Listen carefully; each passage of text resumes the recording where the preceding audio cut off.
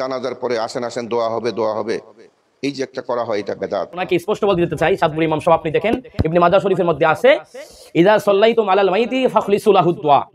আপনি যখনই নামাজ শেষ করবেন জানাজা নামাজের পরে অনতি বিলম্ব দোয়া। আসসালামু আলাইকুম ওয়া রাহমাতুল্লাহি ওয়া বারাকাতুহু। আলহামদুলিল্লাহি রাব্বিল আলামিন ওয়াস সালাতু ওয়াস সালামু আলা রাসূলিহিল কারীম। আউযু বিল্লাহি মিনাশ শাইতানির রাজীম। বিসমিল্লাহির রহমানির রহিম। ফাইযা ফারাগতা ফানসাব ওয়া ইলা রাব্বিকা ফারগাব। সাদাকাল্লাহুল মাওলানাল আযীম ওয়া সাদাকা রাসূলুহুন নাবিয়্যুল হাবিবুল কারীম। وعن أبي هريرة رضي الله تعالى عنه قال سمعت رسول الله صلى الله عليه وسلم إذا صليتم على الميت فاخلصوا له الدعاء। সম্মানিত দর্শক শ্রোতা, আপনাদের সামনে আমি সাম্প্রতিক একটি বিষয় নিয়ে আলোচনা করব, যে বিষয়টি হচ্ছে জানাজা নামাজের পর দোয়া। আমাদের দেশে কিছু সম্প্রদায় কিছু লোক আছে যারা জানাজা নামাজের পর দোয়া নিয়ে বেদাত ফতোয়া দেয় এবং তারা দোয়ার বিরোধিতা করে। তারা বলে নামাজের পরে কোনো দোয়া নাই। আপনাদের সামনে আমি বিষয় নিয়ে আলোচনা করতেছি। আমার হাতে দেখতেছেন তাফসিরে ইবনে আব্বাস। তাফসিরে ইবনে আব্বাস থেকে আলোচনা করতেছি যে ফাইযা ফারাগতা ফানসাব ওয়া ইলা রাব্বিকা ফারগাব। তাফসিরে ইবনে আব্বাসের মধ্যে এই ফানসাব শব্দের তাফসির আসছে ফিল ইবাদাতি ওয়া ইউকালু ইযা ফারাগতা মিনাস সালাতিল মাকতুবা ফানসাব ফিদ দুআ। আল্লাহর হাবিব সাল্লাল্লাহু আলাইহি ওয়াসাল্লামকে আল্লাহ তাআলা বলতেছেন যে ফাইযা ফারাগতা ফানসাব, ফানসাব আপনি যখনই আপনি সালাত শেষ করবেন, নামাজ শেষ করবেন, ওয়া ইলা রাব্বিকা ফারগাব আমি আল্লাহর দিকে মনোনিবেশ করুন, আল্লাহর কাছে প্রার্থনা করুন।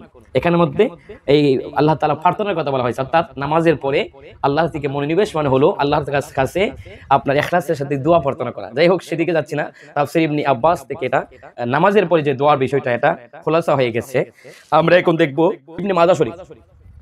ইবনে মাজাহ শরীফ সিয়াসিত্তার অন্যতম কিতাব। ইবনে মাজাহ শরীফের মধ্যে আপনার 1497 নম্বর হাদিস, 1497 নম্বর হাদিসের মধ্যে আসছে যে ওয়ান আবি হুরায়রা রাদিয়াল্লাহু তাআলা আনহু ক্বালা সামি'তু রাসূলুল্লাহি সাল্লাল্লাহু আলাইহি ওয়াসাল্লাম ইযা সাল্লাইতুম আলাল মাইতি ফাখলিসু লাহু দুআ।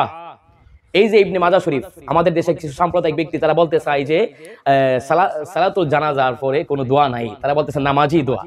নামাজ যদি দোয়া হয়ে যায় তাহলে আর অতিরিক্ত দোয়ার প্রয়োজন নেই তারা বলতেছে। তাহলে আমাদের প্রশ্ন, আল্লাহ রাসূল সাল্লাল্লাহু আলাইহি ওয়াসাল্লাম যেখানে মধ্যে বলেছেন ইযা সাল্লাইতুম আলাল মাইতি, যখনই তোমরা নামাজের জানাজা মাইতের জানাজা শেষ করো, ফাখলিসু লাহু দুআ ইখলাসের সাথে তোমরা আল্লাহর তাআলার কাছে প্রার্থনা করো ওই মাইতের জন্য।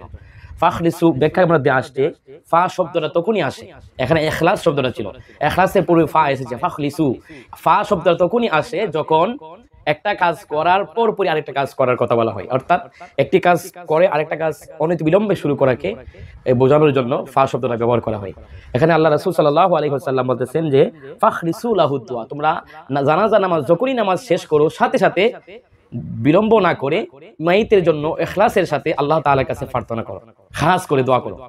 তাহলে এখানের মধ্যে স্পষ্ট হয়ে গেল ইবনে মাজাহ শরীফের হাদিস যারা জানাজা নামাজের পরে দোয়া অবশ্যই অবশ্যই আছে। সাম্প্রতিক আমাদের চাঁদপুরের যে ইমাম, ওনাকে আমাদের আশেকে রাসূল বিল্লাল ভাই যখন আক্রমণ করে, উনি আরটিভির একটি উপস্থাপনায় উনি বলেছেন যে কিছু লোক আছে তারা যারা মিলাদ পড়ে, যারা কিয়াম করে, তারা জানাজা নামাজের পরে দোয়া করে মানুষকে আহ্বান করে যে তোমরা নামাজের পরে এই দোয়া পড়ো।